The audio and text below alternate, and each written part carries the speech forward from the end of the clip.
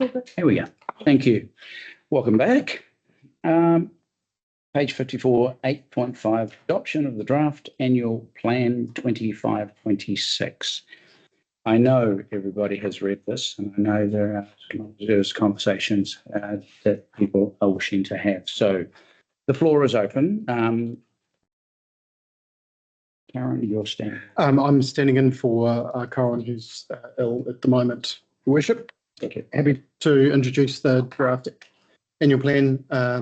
So we have taken year 2 of the long-term plan, made a number of minor adjustments to it, looking to find savings, looking to improve our performance. That has resulted in our draft annual plan for this current year.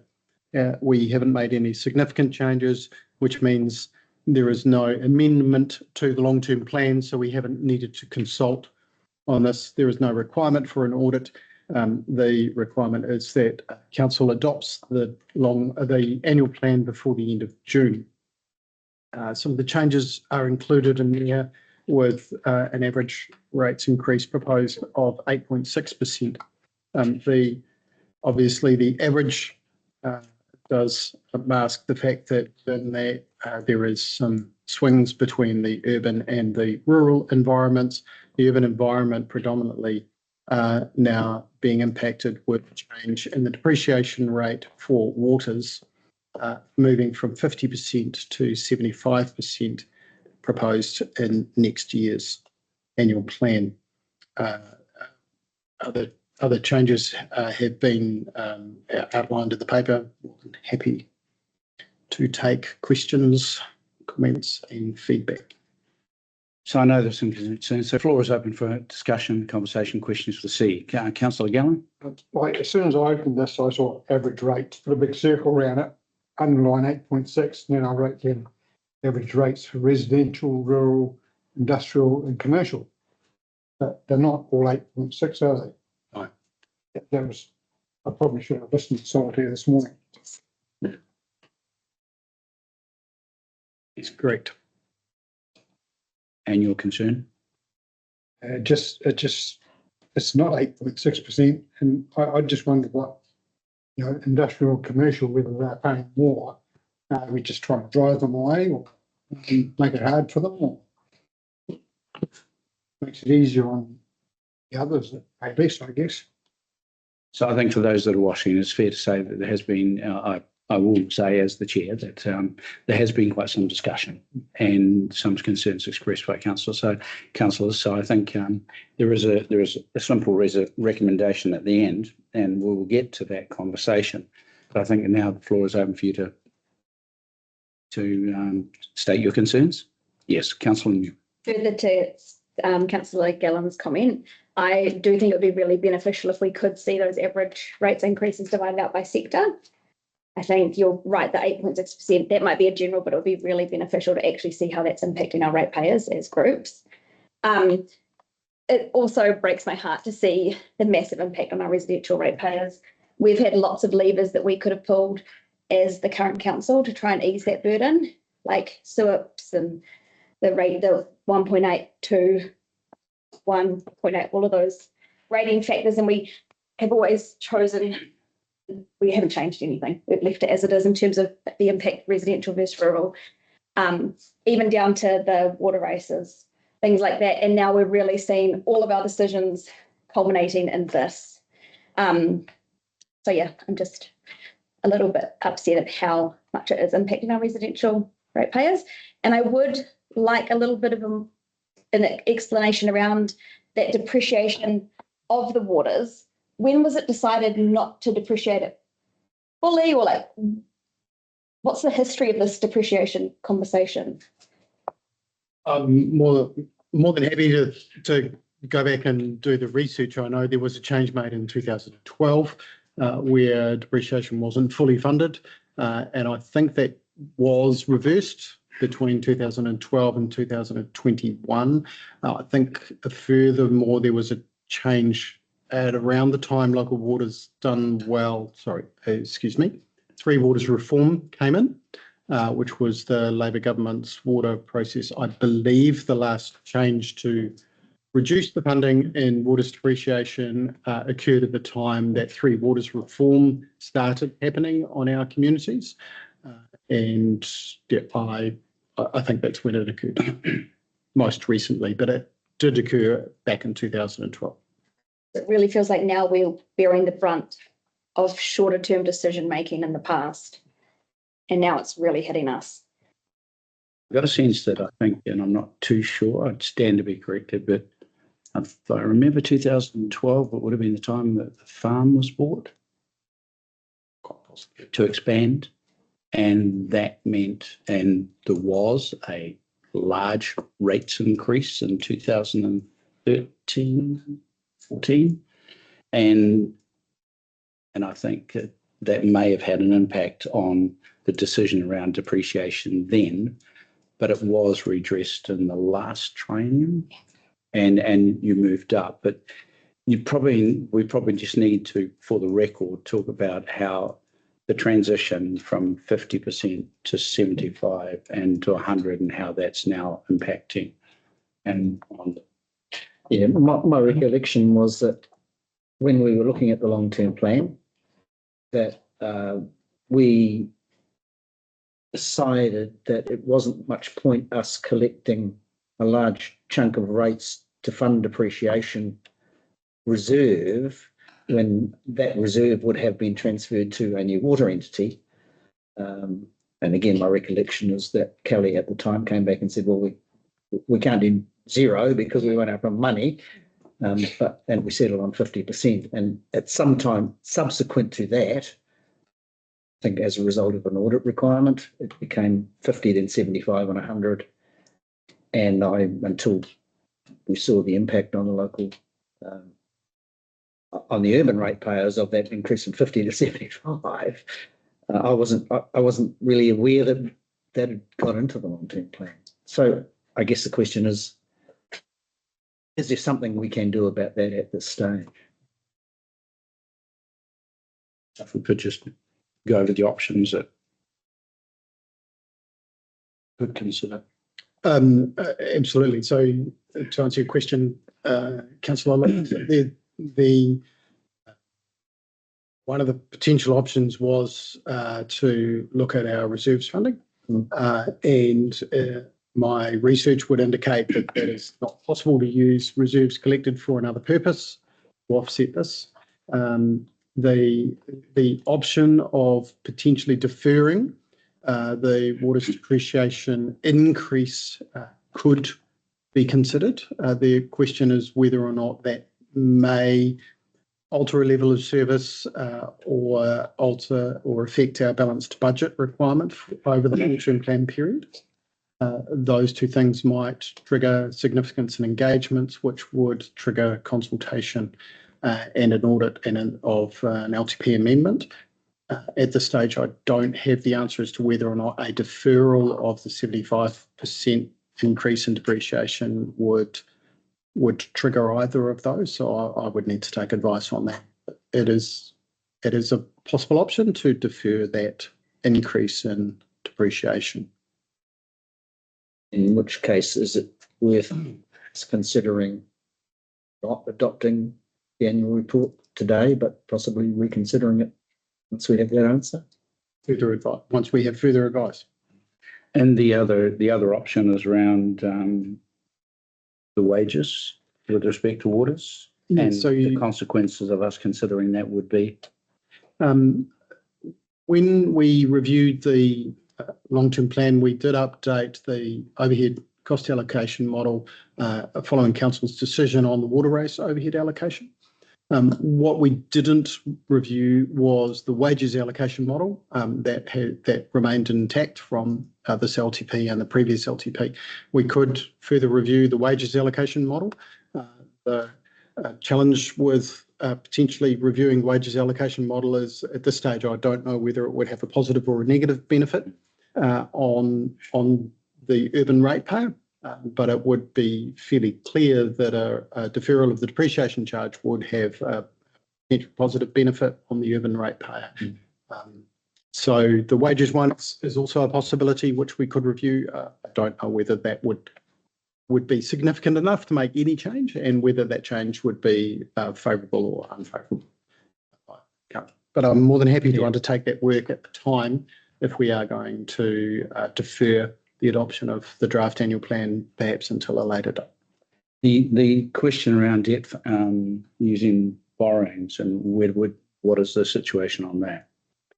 Borrowings are, we have three sorts of capital works. We have renewal capital works, we have improvement of level of service, and we have growth. Renewal capital works are funded from depreciation reserves first and foremost, where those depreciate the growth and level of service capital works are usually funded from debt. Where the depreciation reserve for renewals is exhausted, we look to financial contributions as our next source of funding, and then finally we look to borrowing or debt. So if we exhaust the supply of depreciation reserves sooner because we have lower depreciation numbers, we would then just be moving to financial contributions and then on to debt funding to balance whatever capital projects we were doing in the water space. And what is the implication of those 1, 2, 3 options?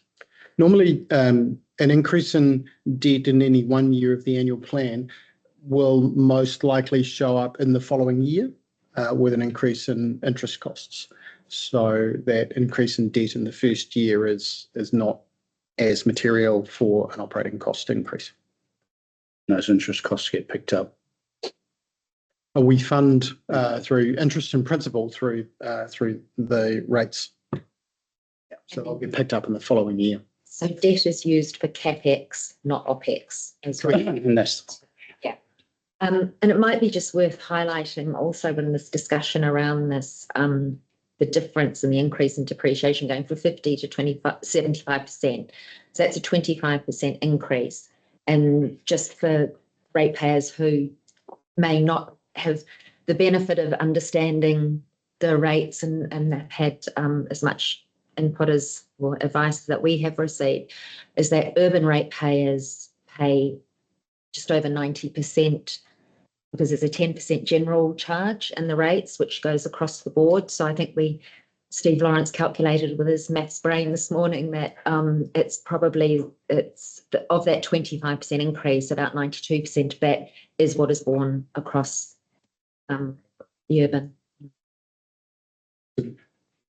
Turning that into numbers, there is approximately a step change between current fiscal year's depreciation charges for waters to next year of about $388,000.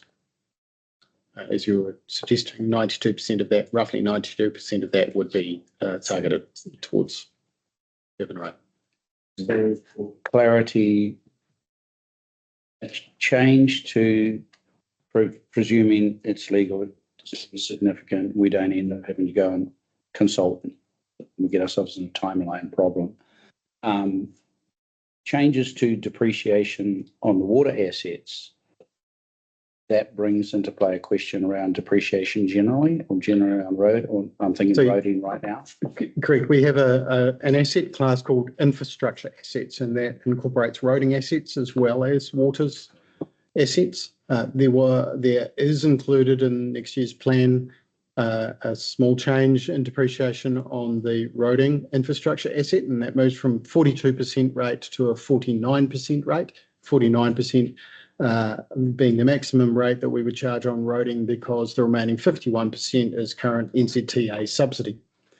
So if we changed a deferred waters increase in depreciation, we would also need to defer the increase in depreciation on roading asset from 42% to 49%.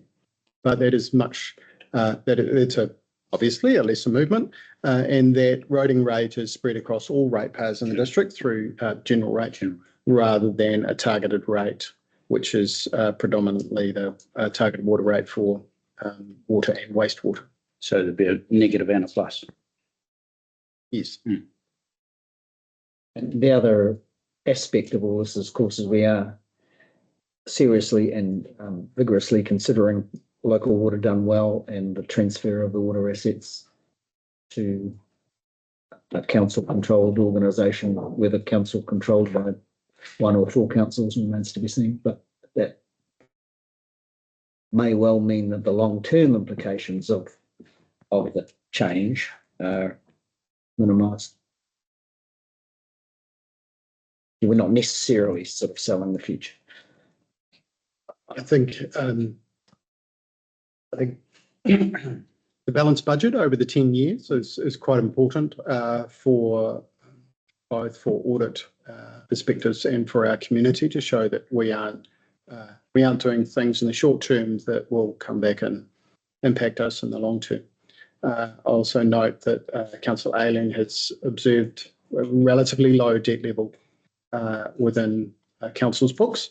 And so a lower depreciation number would mean that we would have to borrow for level of service growth and for surplus depreciation on renewals where that wasn't available.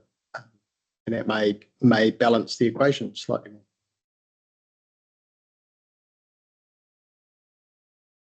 So we need to make progress and have a sense from council that's potentially not comfortable right now with all of that knowledge. It's progressing today. We have time till the end of June. We have a council meeting scheduled for 25th of June. That does give an opportunity for management to explore these options and come back to us with more information. So that includes taking advice to make sure that there are no legal implications if we retain the 50% depreciation on the water assets and 42% on the road. I think could I have someone move that we receive the report? Oh, sorry. With regards to Jeff seeking legal advice on those decisions, is there an ability to get legal advice on the validity of us moving reserve funds from that Parks and Reserves conversation that we had into the water space? Is that something that legal opinion would be able to give us, or is it more of a local government requirement? That I just wondered, that was a conversation that we were wondering about. And I wonder if that's at the time of getting legal advice, that's something that we put to them as well. I could ask that question. It would be a Resource Management Act consideration as opposed to a Local Government Act or Rating Act, I think. My sense is that's pretty clear cut. You can't do that. But it could be contained in written advice from the CEO. Mm-hmm.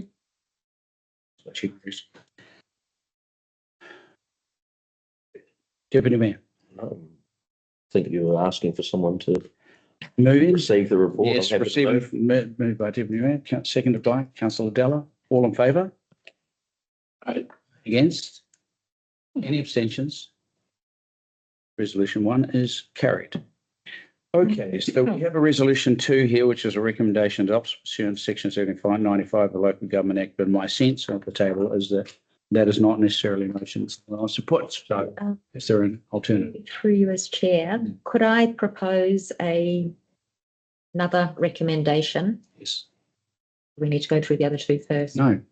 Could I propose a recommendation that we defer adoption of the annual plan until we receive the information back regarding in particular, the depreciation? Information on Being able to remain at the 50% depreciation for the water assets and 42% for the roading assets, or status quo, probably depreciation is status quo. Is that the right wording to use? whether it's legal and would you include in that resolution a look at the option of a rerun of the wages?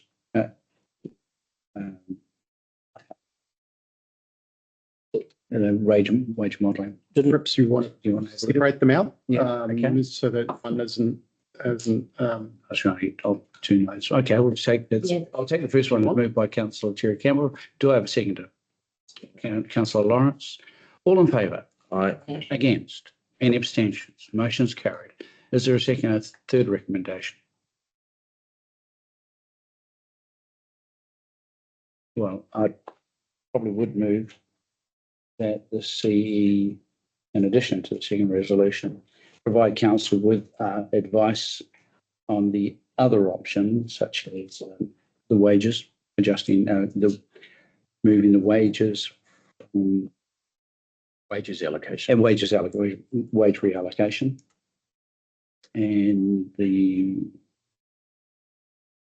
and also provides with advice on the use of debt and borrowings.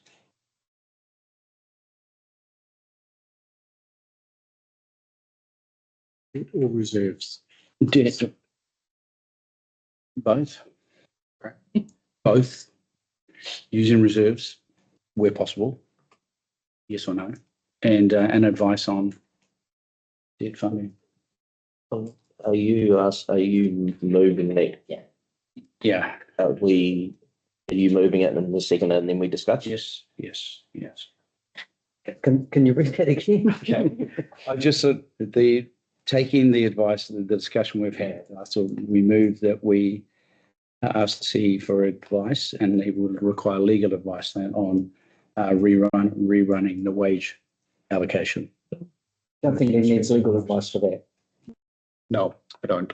You don't need legal advice. No, I can provide council with advice on reviewing the wage allocation model as part of this annual plan. We haven't done that.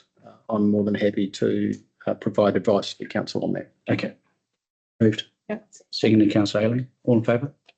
Aye. Against? Abstentions? Motion's carried. Thank you. Is there anything else?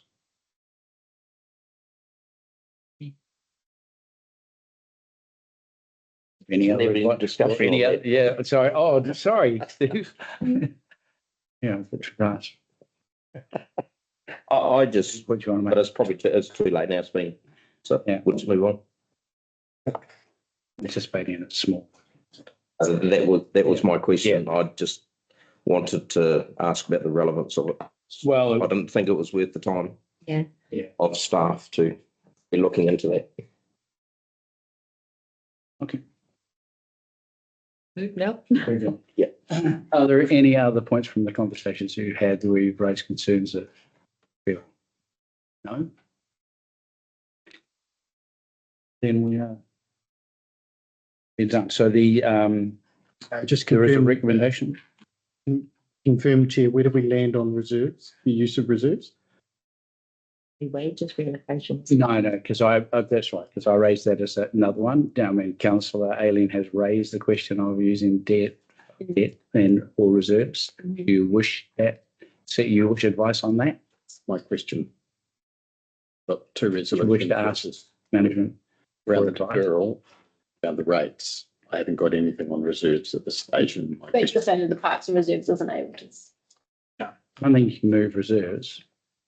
It just seems silly that council collects money and they can't do what they want with it, and that we've got 2 million sitting there that we can't spend in areas that we need to. Legislation. Make no sense. Well, there might be a park somewhere that needs to be. Indoor sports. Yeah. Don't tell her about the 2 million.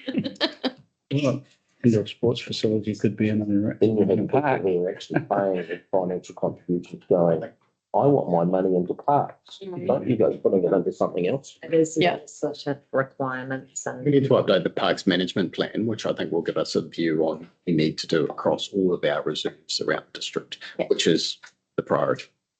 Okay. Fine. Okay. So resolution 2 is not put because we have superseded it. next page. Yep. So moving on. 8.6. Oh, no, we're not at, We're comfortable? 8.6. but that's no longer. Page. Do so or move, so 8.6 becomes. We'll set aside. A resolution on that Until until, the draft next plan comes back to council. yep. Please note that in the minutes. Which moves us to 8.7 on page 132, dog control fees, some good news. Please. Current and proposed look awfully similar. Maybe in a couple of maybe you want to change that. Get double. Oh, I've got the other dog. Welcome, Sol. Thank you, Your Worship, Deputy Mayor, councillors. We tend to bring this dog control fee paper to council earlier so that it sits outside the fees and charges, which normally goes out with the annual plan or the long-term plan. The basis for this is that under legislation, we are required to advertise the fees for a period of not less than 1 month before they take effect. So they do need to be publicly advertised before adoption on the 1st of July.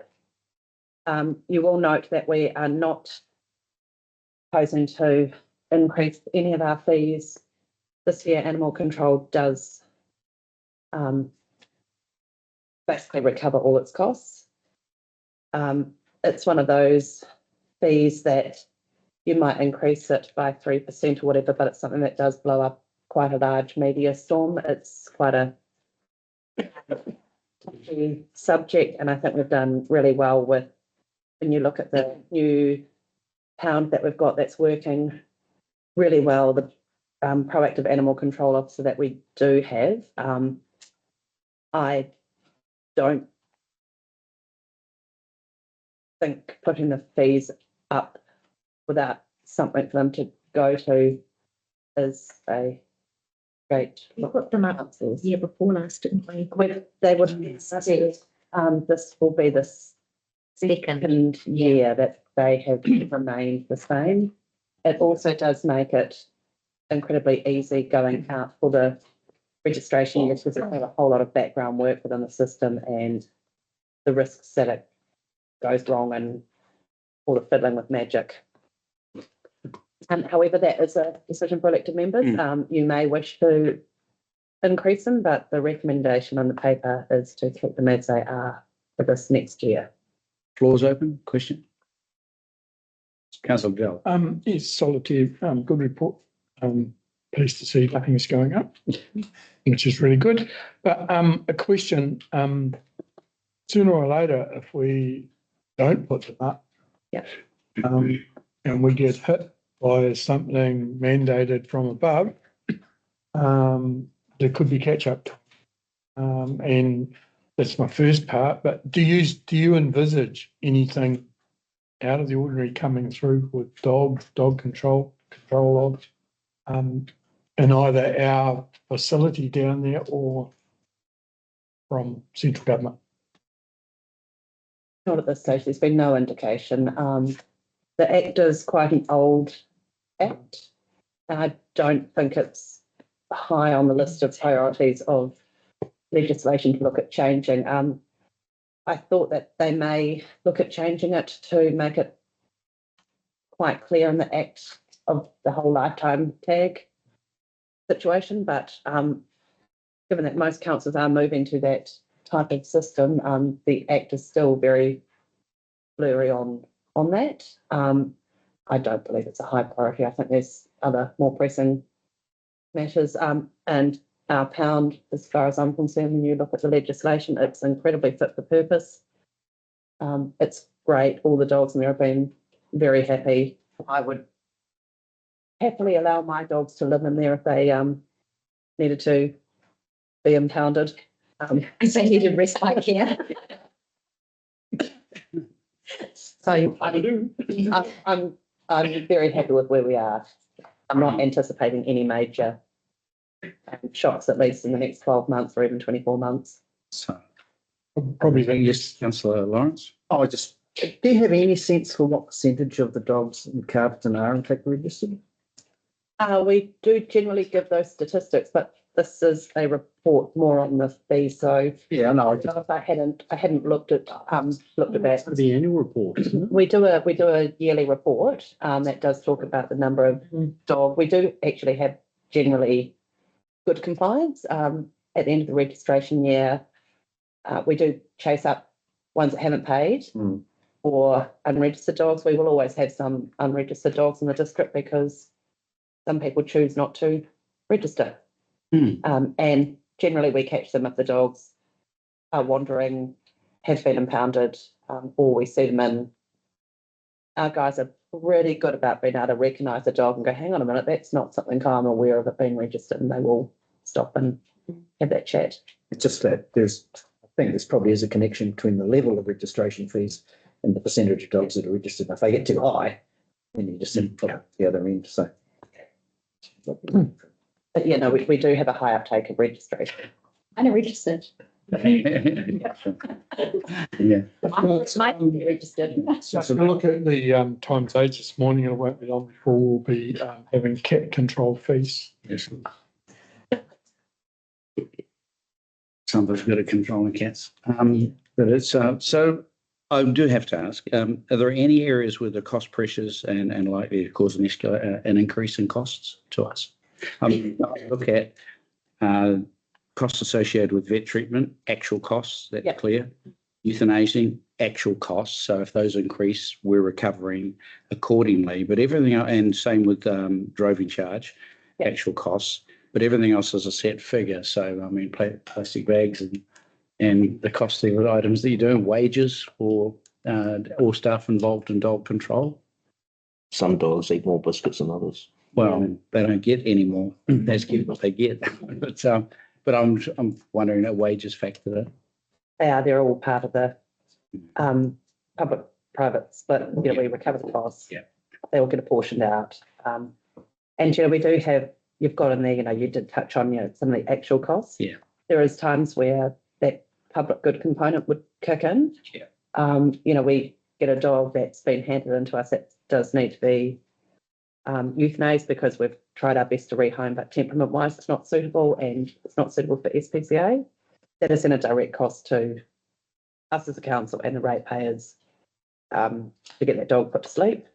That's just some of the stuff that we do have to wear at times, which is in the best interest of our ratepayers and actually the animal. What's the relationship with dogs or stock animals that are impounded by us that actually registered in Greytown or South Wye? What's the arrangement there? We actually haven't had. We've had one. We did have F-150, the ram that fell off the back of the trailer that was there. And resident for He did become a resident down at the pound. He was our little lawnmower for a little while, and we were just lucky we didn't have any dogs in the pound at the same time. He probably recovered his own costs because he got sent to the sales to be as transparent as possible. So yeah, he went to the sales and recovered the costs of his own housing. But because we Very didn't good know of them. where he was going, we couldn't really on charge any of that fee to anybody else. there's no children. Yeah, so no, I just Oh, wonder he was because I nice do man. hear. Yeah, he was. He's To the sales, and he's now living his best life in a paddock with Some lady. some lady friends. maybe. Because I do know that we have a lot of visitors at Sparks Park, but not necessarily from Carterton. Yeah. Mm. I think that's just the nature of when you have nice areas, people take their dogs. No different to if I Swimming pool. go on a trip down south and there's a super cool off-leash dog area at Kaipo or something, can I Yeah. give my dogs a run? I'm using that facility. I think that's where your public good comes into it, your doggy do bags. Yeah. Your bins. Since everybody's comfortable to move, could we, with your leave, can I take all three resolutions as one? Have someone to move, please? Deputy Mayor, seconded by Councillor Della. All in favour? Aye. Against? Abstentions? All three motions or resolutions are carried. Thank you. Thank you, Your Worship. Okay, here we go. You're back. 8.8 on page 135. Yes. Adoption of the draft Wairarapa consolidated bylaw and statement of proposal for consultation, all 400 pages. Yes, a significant amount of pages. You will note that I have given you a replacement page 13. Yes. I would just like to make a minor correction to recommendation 11, where it says notes that the Wairarapa Policy Working Group will hear submissions. We need to strike through on 16th July 2025. That needs to be deleted. and undertake deliberations on 23rd of July. That also needs to be deleted. So that new recommendation will read, notes that the Wairarapa Policy Working Group will hear submissions and undertake deliberations, full stop, dates to be confirmed. They will be at some point in August. But in essence, the replacement page relates to part 9, which is the water supply bylaw. When it went through the Wairarapa Policy Working Group, there was some new clauses put in there in relation to water meters and council's ability to estimate charges on water meters where they were faulty or broken or had been removed. So the three councils decided that they would seek some legal opinion on that and on the wording to make sure that it was all fine within the bylaw. That legal advice came back on Friday and made some suggestions of some wording changes. Because of the lateness when that legal opinion was received, officers need to go through that bylaw, have a look at that wording, make sure that it doesn't have any subsequent amendments to the water supply bylaw that also need to be tweaked. So what is being proposed is that the consultation period is delayed by 1 month. As you'll see in here, the trade waste component of it under legislation was required to be out for a 2-month consultation period anyway. So we're not extending it beyond what that trade waste period would have been. That can still go through. It's delayed by a couple of days. The rest of the bylaw, there has been no changes to that. It's been through the Wairarapa Policy Working Group. And I'm happy to take some questions if there is clarification on either points of the bylaw. Be aware I will have to jump between reports, as you probably all are as well from the notation solitaire on page 137, top of 137. It says the third meeting was held on March 2024. It was actually 2025.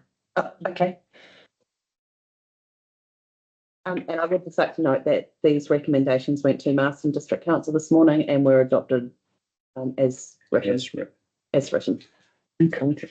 And so, sorry, in the old recommendations, then you've got the Braindella in the absence of Robin Cherry Campbell, that won't apply now. We don't believe it will apply because of the proposed dates of the hearings to be in August. So we'll cross But you will note that yeah, I know. Okay, yeah. in the new recommendation 13, we've still got it in there. And when the dates are fully set, we can also check Councillor Cherry Campbell's diary as well. And there will need to be the readoption of that part 9 in June. If there is going to be a clash, we can. I have let Sophie know I'm available in August. It was just those dates in July. I'll be overseas. Appointing an alternate member if need be. We can address that in June meeting. Yeah. So we strike out 13? You could strike out 13, or just for the sake of clarity, we could just keep it in. We can, because she's, yeah, it was only, it was, yeah, absolutely. It was just the dates in July. I'll be in America, so that was the only reason for it. So 13. Okay. And does 12 still stand? Are you going to be there? Is there a need for councillor? So that was just in case I'm ever not available, then Melissa will be the deputy. Yeah. Are we good? Yes, councillor. Thank you, Solly, for giving us a few extra days to have this document to read through. It was sizable. I have a question with regards to something you brought attention to in page 141, part 2, the potentials of implications for the Bill of Rights. The part that caught my interest was with regards to part 2, public places, including parks and reserves, where it says that a person shall not on any public place solicit any subscription, collection or donation, preach, lecture, perform, use a loudspeaker, amplifier or similar device, or undertake any busking. My first thought was, how is that currently enforced? Was there a lot of conversation with the policy working group around that? And just to express my concern with the way that that can be a tool that is weaponized by people to shut down valid and potentially controversial free speech in the country, and that is something that happens in other councils. That's why it's been highlighted in there, because you do have to look when you're setting the bylaw about any implications on the Bill of Rights. Mhm.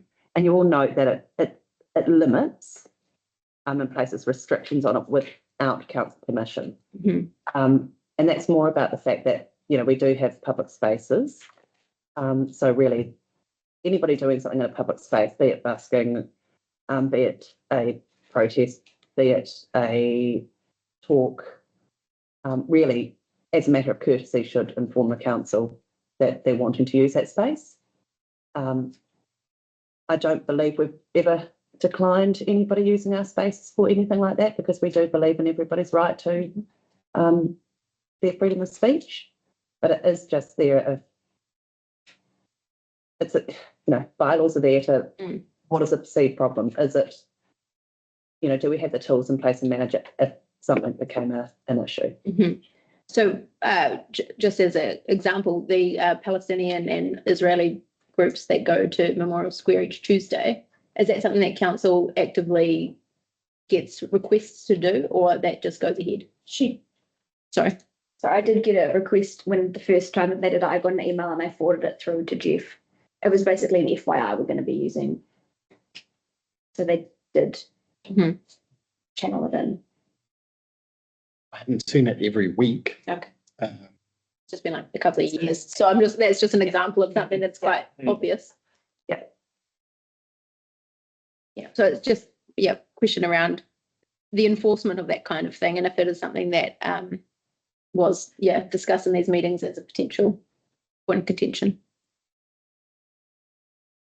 It's just about having the tools to deal with anything if it was to arise. But I think councils take a pretty pragmatic approach to that. Could limit rights. That was actually rolled over. There wasn't really a lot of discussion on that particular part in the discussions on that. It's a kind of a bit of a fail safe. Mm-hmm. And a lot of these bylaws originally, when they were adopted as the consolidated bylaws, were based on what they call the New Zealand Model Standard bylaws. And the reason the Wairarapa councils really wanted to have their own specific ones is the minute you use the model bylaws or a New Zealand standard, and they're protected by copyright, so you legally cannot have them up publicly available on a website. So by doing this and basing it on those fundamentally good documents and then nuancing them to what we needed in the Wairarapa, means we can have them out. And there's nothing worse than when you're saying you're breaching a bylaw and they're like, can I have a copy of that bylaw? Sorry, I'm actually not allowed to print that off and give it to you.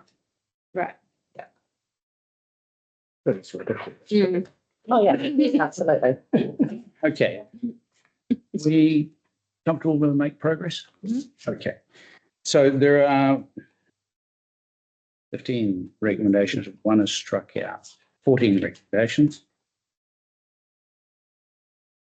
There's now only 12. I was only 12. 11 and 13 now. Oh no, 11's 11 stays and 13 goes. So, look, I don't know. We should never feel comfortable with your leave. We're going to put them as one. Is that acceptable? Well, is the I one? just have issue with one of them. Yes. What number? Yeah, number 5, that it doesn't give rise to any implication under the New Zealand Bill of Rights. Okay, so I'll start at the top. Someone to move that we receive the report, please.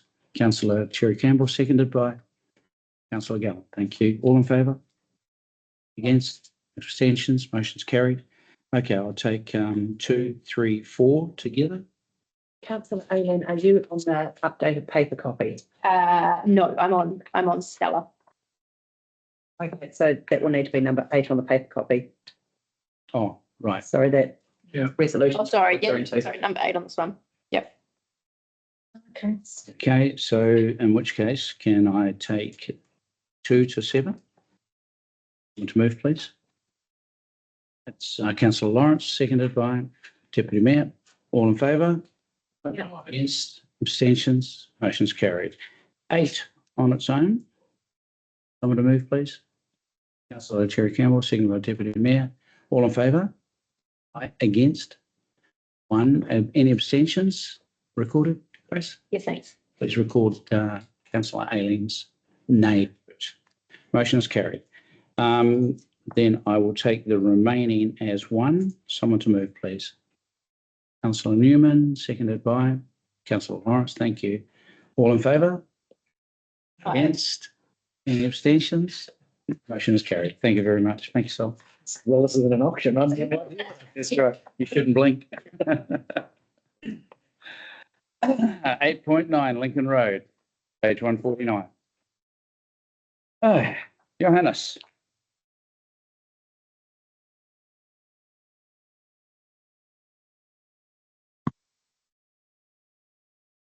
Good afternoon, your leadership, councillors and those online staff. I'll take the report as read, and then just add, I think this is obviously this report was done quite some time ago. What was quite apparent is when we reviewed the report is that there was a far larger issue overarching the problem on Lincoln Road. So we assessed the report. We looked at the risks identified. If we look assessing the risk on their own, the risks were quite low in comparison when we consider the wider risk or flood risk in that area. Therefore, we acknowledge the report. We acknowledge the quality of the work in the area, but we're proposing to focus on the larger problem at hand. We've just seen this that point where last year we secured some funding to do flood resilience, and we've just completed our flood resilience, and then we had at the beginning of the month we had a decent rain event, and we didn't see any issues. So it is possible to mitigate flooding. I think there's some reasonable options to pursue to provide security for the wider Carterton area. Thank you. Yeah. And I guess looking at that level, we're talking about beyond Lincoln Road. This is now your recommendations here are about flood management as it's your opinion that is the greater risk. Yes. And that hence your recommendations. Okay. So are there any questions? I know we had what appeared to be a very successful workshop. So I think it went very well. Has this paper the people who attended that workshop won't necessarily have seen this paper. They've been consulted on. Well, the content within the paper largely comes from that night's PowerPoint that was shared. Yeah. So on the night we went through the detail of it contained in this report. The part that we did not have in the presentation at that night, but what that came out was the piece about the Waikakariki stream, and that's why it's been included in this section.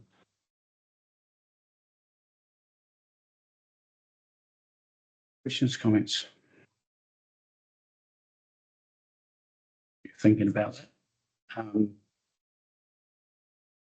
It's quite clear, if you just stand there on the road and look down, those entrances at a certain point on Lincoln Road are lower than the crown of the road, but it's your clear opinion that flooding of those sections from runoff and stormwater runoff is unlikely unless it's an extreme event.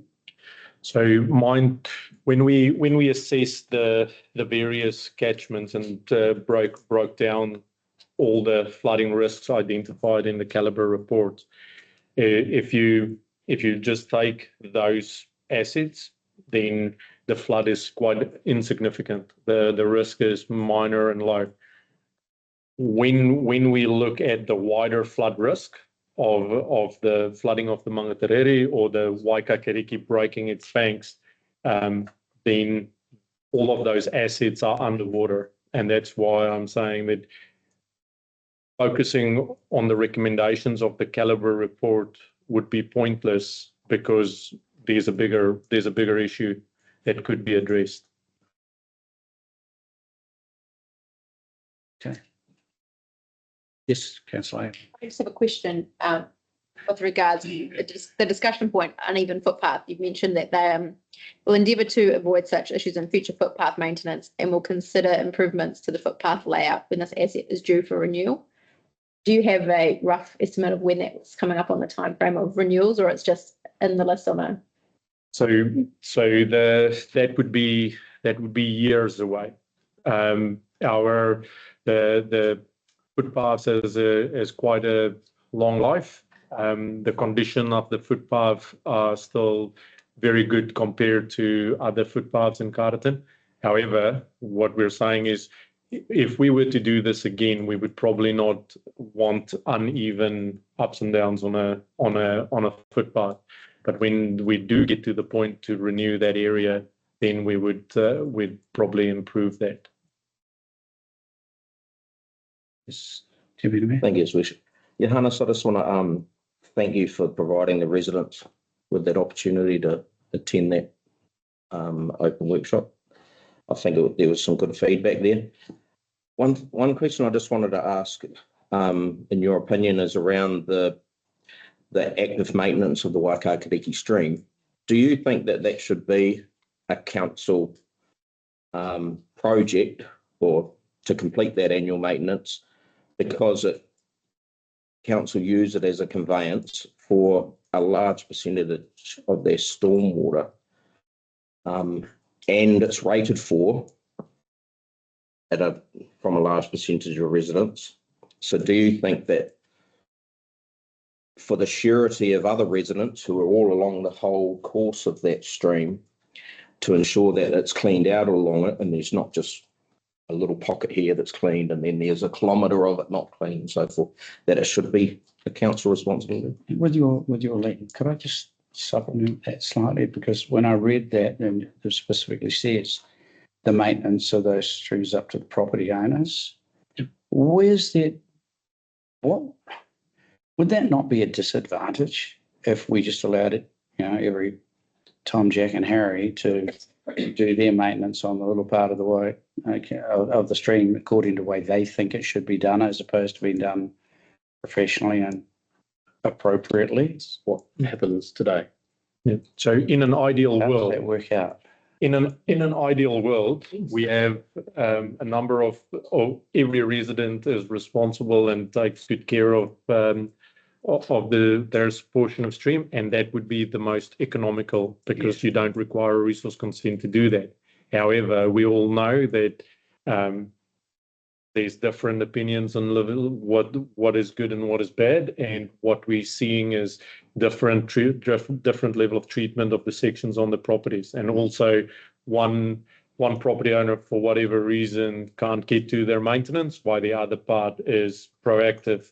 And that's got quite the impact on the total flow of the stream.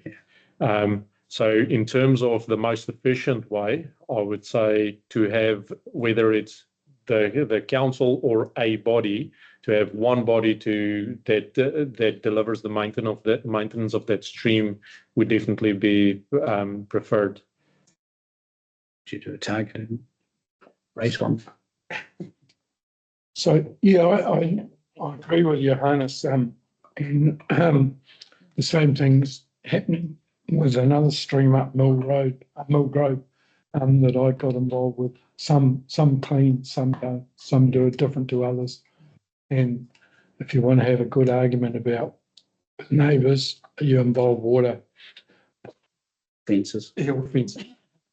So, yeah, I think it's better if there is a cohesive approach, and whether that is a code of practice and all the residents that benefit from cleaning it get together and do it, or they're an outside contractor comes in and does it, and all the beneficiaries share a target rate, or it's a part of a general rate. It's got to be cohesive somehow. My question would be, Brian, is how do you include all the properties that maybe there might be 1,000 properties Yep. way up on the north who have no idea that their stormwater Yeah. that they pay a rate for goes into the Waikakariki. Yeah, exactly. But the Yeah. downstairs, the downstream ones are the ones who have to take care of it. Yeah. So the question or the recommendations of this paper is that staff go and investigate what it'll cost. What does this look like? So we're not asking council to commit any funding. No. Because also when we bring those costs or to the table, we could also look if it is the wish of council that we could look at which properties are affected, because like the mayor just pointed out, it's not just the property on bordering the stream that's benefiting from that stream. It's quite a large catchment, and then there's also the complexity of then when we go from a Waikakariki breach to a Makatereri breach, like now the Waikakariki is adding a benefit to the wider community. So I think that's a consideration that should be taken then. Yeah. Thanks, His Worship. I've got another question, Johannes, just around the Waikakariki cleaning. Did council used to have a resource consent for cleaning it? Because I believe council used to clean it out along its length. I think there's two questions in that. My understanding is that council could have in the past might have been involved with the cleaning of it, whether there was a resource consent for that or whether a resource consent was required. I can't speak to that. But would have been before my time. When we had the property with the Waikakariki going through it, there was one, and it was not long after we bought it, so early 2011 maybe, and this huge big digger just turned up, and it was Greater Wellington Regional Council. It wasn't Carterton District Council, and that's the only time that we had it that it was clean. But we did used to maintain it, and my brother on the other side did, and our neighbours on the other side, but then further down didn't, and it did used to flow back up. And I mean, we maintain it because it was a flood risk. But I also would like to commend you on the recommendations as well, Johannes, that particularly having a flood risk management plan for the Carterton district. I think that's an essential piece of work because of the Waikakariki and the Mangatarere and the weather events that seem to be more prevalent these days. So I think that's a huge priority for the safety of our community. Can I just ask, we talk about cleaning it out. Is that like just getting the weeds out of it, or is it, do you need a digger, or what's involved? So a digger is obviously faster. However, you need access, and there's obviously been a lot of development around some portions of the stream. So it might be a bit more challenging. It's very similar to the water races in some areas. So you get growth and you get sediment build up. You get something gets stuck there. So it depends. But as a minimum, if you can take care of vegetation that's coming down, sediment build up, and then just weed growing, then you would have a reasonable flow. And if you get rid of the weeds, and then the sediment does tend to flow, doesn't build up because you haven't got the weeds stopping and banking it up, and it does flow through cleaner. It used to be that the council sprayed it. Do that. Yes, you stopped it. Used to use tea as well. Deputy Mayor. Thanks, His Worship. Just on the Mangatereri, Johannes, I just want to add a couple of things.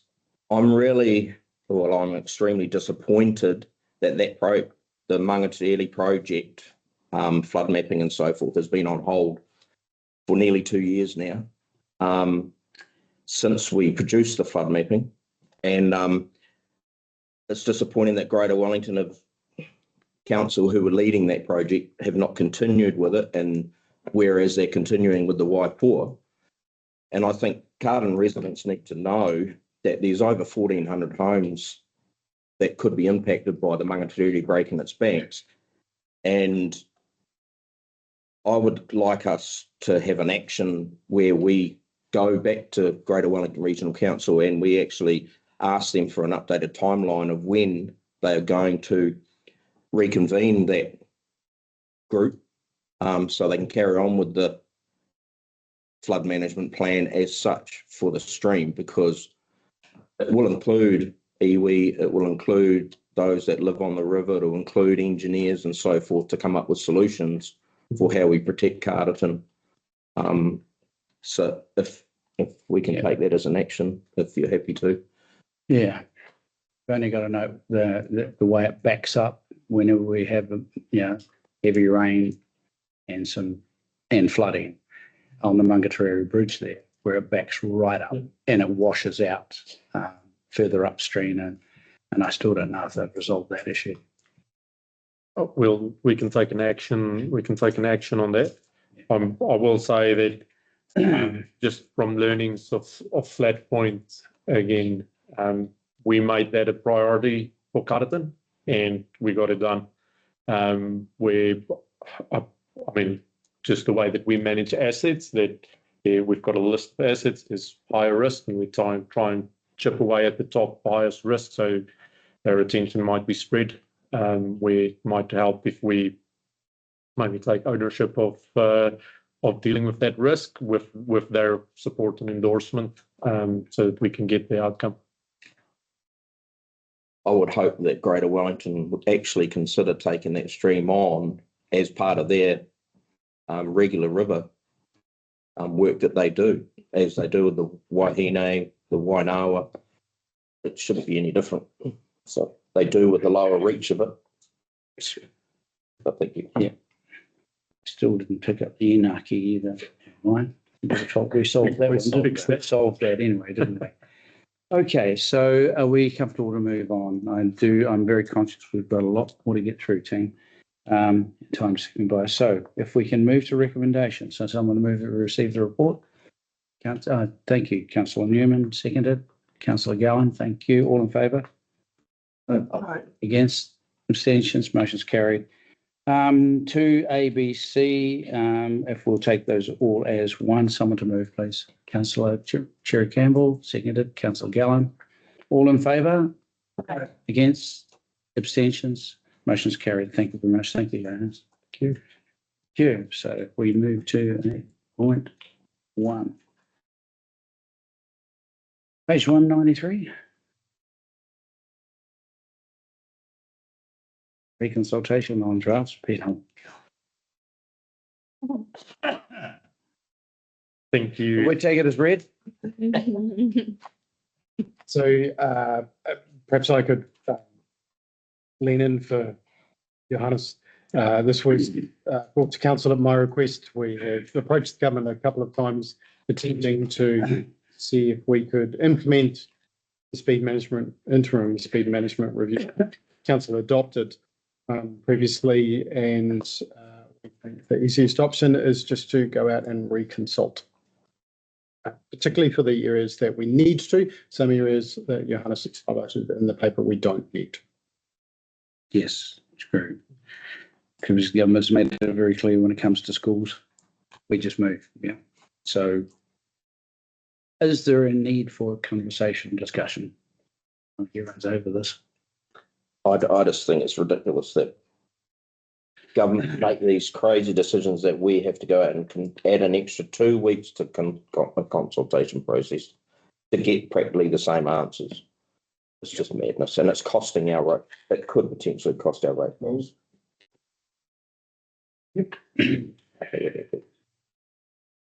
Richard. I recall you saying a long time ago now that you've actually bought some of the signs and things that sneaked them into a previous year or something. Strong word. We have purchased some of the signs already. So when we get when we can actually get to implementing the plan, then we will always endeavour to keep the cost as low as possible. Is there a need to trial the signs to see if they actually work? Very so the putting up of the signs are more expensive than itself, so I'd probably not. I'd do mine try them before you leave them up. The challenge with the Johannes will tell you is trialling speed restriction signs gives us issues with enforcement. So it is better to have the speed management plan approved, adopted, and then we follow the process so that when there are people who decide that it no longer they're exempt, that police can enforce. Or maybe we can have a conversation with the area commander and they can pay less attention to State Highway 2 on Sunday mornings and You got pinged. sorry. Did you get pinged, did you? No, I didn't, but I come back. I often come back early hours in the morning over the hill, and I'm astonished to find on one occasion 5 patrol cars between Featherston and Carterton. 5 on a Sunday. No burglars, obviously, out there. They're training rules. Yeah, right. Right then, moving on. I'm comfortable to take all those as one. Moved by Councillor Ailing. Deputy Mayor. Say something. Were you going to say something? Discussion. We have a motion on the table. Discussion. My thought, I'm pretty sure it was 2 years ago that I made this comment. My concern with the changing of speed limits on these sort of back roads is that they won't be followed and that it totally causes this perception of something that's not going to be enforced and people start taking speed signs as, and it's really important that people take them seriously. And I think when you make big changes in speed from 100 to a 60 or whatnot, you have a high chance of people who have driven those roads for decades to say, I know how I can drive on this road, it's fine. And then you have a higher level of people who are just breaking the law. And so I have issue with changing the speed. I think doing it outside schools, fantastic, and daycares and whatnot, but the broader speed management plan I have issue with, I think. So you're not moving? Yeah. No, I shan't move it. No, you shan't. I think that when you think about Lincoln Road and the development that's going on Lincoln Road, and it goes from 50 in a certain area, and it's just practically being developed all the way along Lincoln Road, and it goes up to 70. It really makes sense to keep that at 50 all the way along. And residents have been asking it for some time in this Chester Road, Park Road. So I think we have to do something to protect Is these. it too late to put Hope Road down to 50? The residents of We can put it. this. It's not like we've My gone. opinion. It's But it was a substantial list. Since we're going to A lot consult. that were changing. I just don't know if all of them were necessary. I'm sure some would be beneficial. Our road went, my place went from 100 k's an hour in Morton Road down to 50 within 100 metres of my gate. First couple of months, nobody really took much notice of it until the police started doing regular patrols. Now I'd say about 80% of the people are adhering to it. Only takes one weekend. But they still go up and down there regularly, so it is still being patrolled. If I make my comment on that, last time we had great interaction or engagement from the community on the speeds that we were proposing to change, and we responded accordingly. And I believe the roads that we added make sense, specifically because since the previous plan, there's been an accident on one of those roads. So, but again, if the feedback is that no, we don't want that section to change, then we will deal with that at the hearings and deliberations piece. Okay. So I do have a question. How do we add a road? We're still in development of the draft document, so if there's any specific road that we're missing, we can just take advice outside of council and we can add it to the document. And people could put submissions in It's not anymore. during the consultation period. I still don't want any more roads added. Not your road. Not your road. All right, so I was looking for a mover to move all. Deputy Mayor, seconded by Councillor Della. All in favour? Against? One. Councillor Ailing, please record. And any abstentions? Motion's carried. Thank you. Thank you. 811, standing orders, 2025. Sure. May I ask? Yes. Robin, do you wish to speak to this or do you want me to? This is advice. Robin has Worked hard. drafted a paper on amendments to the standing orders and has highlighted a number of changes there with regards online meetings, recording of votes whilst online meetings, the management of the chair for meetings that are held online, and also some updates that have come through from LGNZ on standing orders following restrictions, but also things that we have in place in our standing orders that aren't in the LGNZ standard, such as the chair with a casting vote. Robin's highlighted those in the paper, and we thought it was best to bring this to council at the end of the triennium, given that it's unlikely a new council will understand these changes as well as you will right at this time. So we thought it's best to get them through, give them to you to consider, and then a new council would just adopt a previous set. So there are some decisions you'll need to make around moving and second of motions and whether or not the chair has casting votes. But is happy to take questions on the proposed amendments to the standing orders. Okay. And thank you to Floor is, Democratic Services, Robin, for thank you, doing Robin. this. Floor is open. Questions?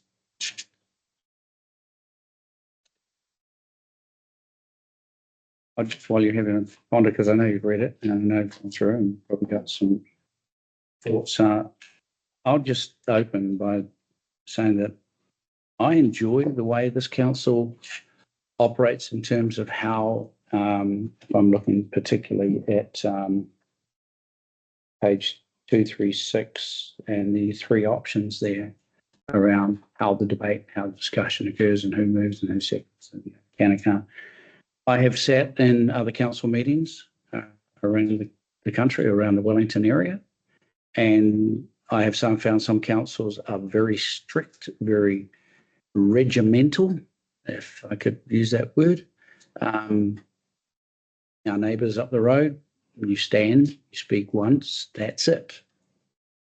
And if a thought comes later on, you don't get the right to speak again. For myself, as the mayor, I like conversation, and I do not take it that just because someone hasn't commented that they haven't formed a view, that they may later wish to turn into an amendment. We had a councillor who was renowned years ago for saying very little, but when it came right to the end, he would sum up in a very quick, short, sharp sentence exactly what people were thinking and move. And I find it valuable. I find it's valuable, and I know that there have been occasions where some councillors have made 3, even 4 contributions in one discussion. So myself personally, I'm not that disposed towards a very tight regimented approach. I don't think that's healthy for debate and discussion. Personally, you may have a different view. One of the things that I am aware of, and it was a very interesting discussion in the Mayor's Deputy Mayor's meeting the other day, where a particular council was becoming very frustrated with the person who's only attending meetings online, has not attended a council meeting for many months, not here, and won't turn their camera on. And I just find that there's something fundamentally wrong with attending a whole meeting and not having your camera on. When the question was put, the person stated he wasn't dressed for it.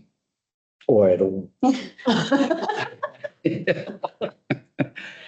Maybe what he was meaning. But, so different councils operate different ways, and I'm, we have our differences at the table. That is healthy. We don't always agree with each other. That is healthy, but sometimes having a more open and fluid conversation helps us work to a point where we get a consensus that is more than just a narrow, thin majority. Narrow, thin majorities worry me because they don't tend to be sustainable. But so if that helps with your considerations, just knowing where I stand on those things, there it is. But I don't like the idea of someone attending a meeting and not having a camera on. And I do like open discussion. Anyone being able to put a motion, second it, and make an amendment, regardless of whether they commented or not. Floor is open. Councillor Della. Thank you, Mayor. Just page 298 and the chairperson having a casting vote. And I know, Ron, I know your views on this, that you've said in several occasions that you won't use the casting vote, which I respect that, but that's no problem. I'm just a little bit worried about whether we shouldn't be including the mayor, the chair having a casting vote is required to, when it's required to make a statutory decision. Well, I'm just fearful of holding up something that may be detrimental to going forward. I would not advocate doing away with it. It's just a personal decision. If you're the chair, you have a choice to use it or not. Yeah. Another mayor might have a totally different view. And in fact, we've seen that in the past, where there are other mayors who love to use their casting votes. And I just think that's not good for democracy, particularly when it is that fine. If it's a tie, I'd much rather you continue the discussion, continue the debate, should you get more people across the line, rather than rely on. And that's fundamentally. But the other rule is, and it is convention, that if a vote is tied and the mayor has to use or the chair has to use a casting vote, it is cast for the status quo because quite clearly there is no consensus, and that is convention. Yeah. So there, I would support the chair having a casting vote where the meeting is required to make a statutory declaration. Would be my choice. Okay. Yeah, and I. Or B, which means that there is. B means the same. That we have a cast, so include the provision of the chair having a casting. Having a casting vote where the meeting is required, and you're talking on the statutory decision. Yeah. B gives an option to the chair. It doesn't say he has to. That's right. He has the provision. Right. The provision is there. Yeah. C doesn't actually say he has to either. It just says he has or he or she has chair having a casting vote. Oh, doesn't doesn't actually stipulate whether or either. not they need to use that. That's right. Doesn't either. So C is slightly more restrictive. Yeah, I see is more restrictive. You're right. Can we do 1 and 2 and then move to that? And have Okay, so let's do one. Someone, Another more general yes. question. Yeah. A question with regards to standing orders 13.4, provision of apologies. Mm-hmm. We are 286 on Stella. It's 47 of the actual paper. I just wondered, Jeff, if you could speak to the process of recording apologies that we have. It seems it's just a short sentence, and I'm just wondering what the process is here for apologies. If it is to go to the chair of the meeting or the workshop, or if it's to management, and if there's any sort of time frame on apologies that continue. Definitely. It's a good question. The apologies will come into Democratic Services and be presented at the meeting. They can either come to me or through Democratic Services or to members of the meeting or the chair, and they'll be recorded here. The recording of an apology allows the member to remain a member whilst missing that particular meeting. There is a statutory period of time, I can't recall how long it is, but if the apologies, for example, are not accepted, It's free. 13.5 absent without members who miss 4 consecutive meetings of the council, the governing body. so if the apology is not accepted, they're considered moves to the next one, absent without leave, and then 3 or 4 consecutive, as it says, 4 consecutive meetings created a vacancy. So just following on from that, what's the process? I just think the way things have been going for the last few months, apologies that continue without any understanding. It's getting harder and harder to make votes when it comes to the table of accepting apologies when we can't have any context of the reason behind. I'm just wondering if you have any advice for council on how we can best progress as a council with full transparency of what's. I think your choice is binary to accept the apology or not. It's, I guess, personal, if there's personal reasons or whatever, I suppose. I had a question kind of following on from yours, Grace, on that 13.5, where it's the 4 consecutive meetings of the council, in brackets, the governing body. Is that council meetings? Yes, All council meetings, so it doesn't include other committee meetings. Okay. No. Well, we're talking about these things. One of the things that has occurred when we were trying to sort out the long-term plan and got very confusing is that I think tell me if I've got this wrong, because I often do.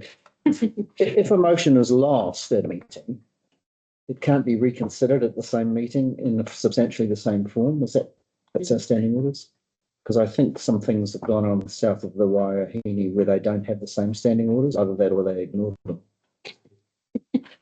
It is quite common for councils to have different standing orders. We can't comment on that. But I think you can't consider a motion that's been lost at a meeting. Substantial. I remember that very confusing afternoon where we actually adjourned a meeting and had another meeting, which seemed.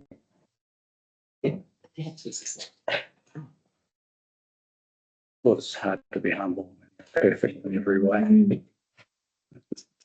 Yeah. I'll shut up. Yeah. It's a song, isn't it? I was just saying, I'm happy to move. Right.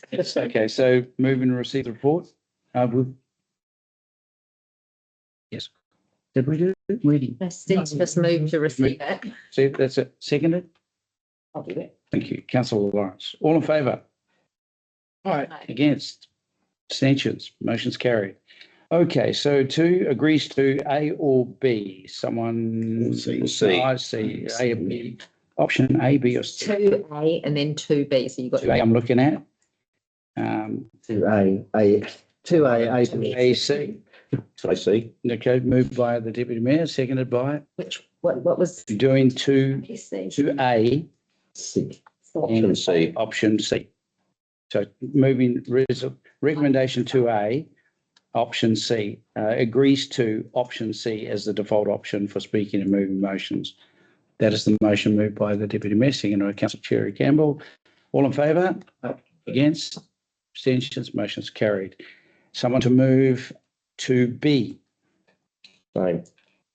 2B, option C. Okay, so Deputy Mayor moving option C as the default option for speaking and moving motions in clause 22 for committees, seconded by Councillor Lawrence. Thank you.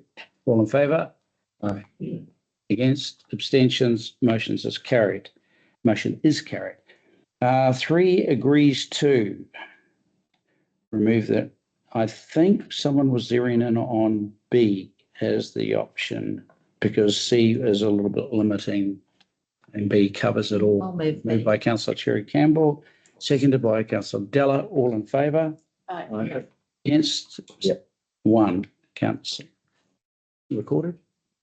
No. 1 against. Motion's carried. Abstention? No. Motion's carried.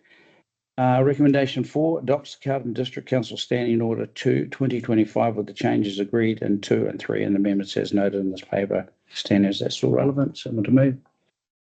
And Councillor Della, seconded by Deputy Mayor. All in favour? Aye. Against? Abstentions? Motion is carried. Thank you. Thank you, Robin. Right. Move over.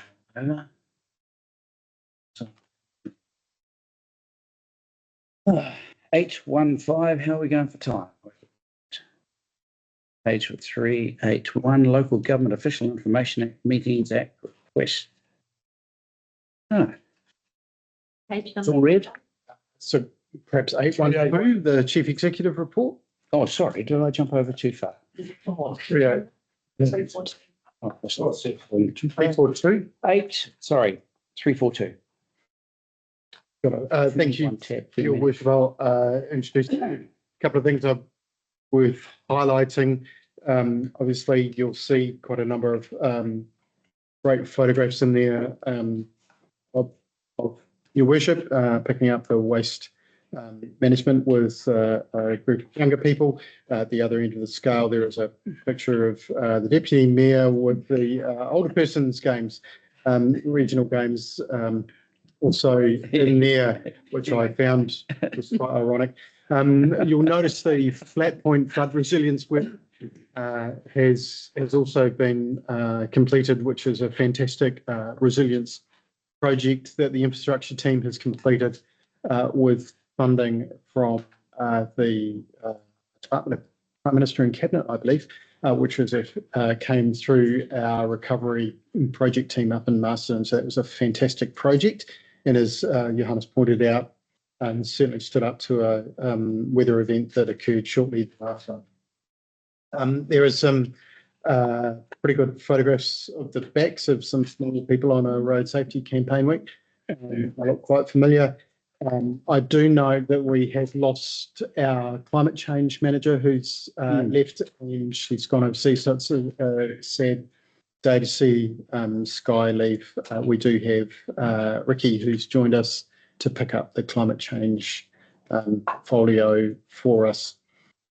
Building statistics, building regulatory team statistics are really worth a highlight in terms of done and what the team have done in terms of the turnaround, both in performance and in the number of days, which is a fantastic result. And one of the things that was missing from the report was Glenda and the team did a fantastic piece with the clock tower, which did require some major refurbishment and engineering works to get it back up and running. And there were some fantastic photographs of the urologist, I think is what we call them, who did some very meaty parts to get our clock back together and working again. So all in all, an awful lot currently going on. Thank you. Floor's open. Discussions, Councillor Callan. Just got on page 354, it's when I noticed willow trees removed from Bird Street. It's great. A lot of people back me and said, you need to do something about that. Been done, but I see that like they've cut them right back. But have they been poisoned? Do you know? Or like they're still growing, you know? I don't know. I suspect they've just been cut back. I don't think we would have poisoned them in a waterway. Because they protrude into the Birds Creek itself. So cutting them back's good, but they need to have something done to them. Okay. I can do that. Couldn't encourage you. Stay out, Mr. Gallen. Save the ratepayer a fortune. Thank you, Matt. I just wanted to take the opportunity to congratulate Linda and Bex and the MTFJ team. And obviously His Worship and our other two mayors who are the leading lights when it comes to Mayor's Task Force jobs across New Zealand, I think. And they've achieved what they needed to achieve with 2 or 3 months to spare, a couple of months to spare, which I think's a fantastic result. So, yeah, just wanted it noted that. Yeah. It's very, very good. And I'd just like to add, I'm very aware that Mayor's Task Force for Jobs sort of bumbles along, and between Bex and Glenda, they're all over this. And you know, as the mayor, you're definitely directly involved, but I do detect on occasions that councillors are not necessarily as briefed as could be. So I just sort of lay that open. If we've got events happening, anyone's welcome to come along. Anyone's welcome to. I don't mind councillors sitting. I know it's the kaupapa of the initiative is all been centred around, and as the minister has said, it's leveraging off the level of influence that the mayor has in a community to get employers to take people on. But it's at the end of the day, this is a Carterton initiative, a Carterton council, and you're all vested in that, and you have every right to pop along and see whether or not it's functioning. And I don't see that as a place where it's only the mayor, because it's not. We are a council. This is our contribution to our community, and it's very successful. And we've got some good people working. I say to you that there are still a little bit of work to be done, and at a point in time, we'll be able to get more openly about the negotiations that are going on. But it is success. Team does seriously deserve some congratulating what they've been able to achieve for those young people. Any other questions, comments on the report? I know it's been a long day, but there's a lot of effort gone into the report, that's for sure.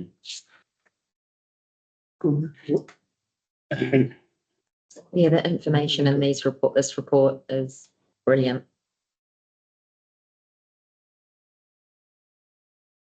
Like the idea of the management plans, parks and reserves.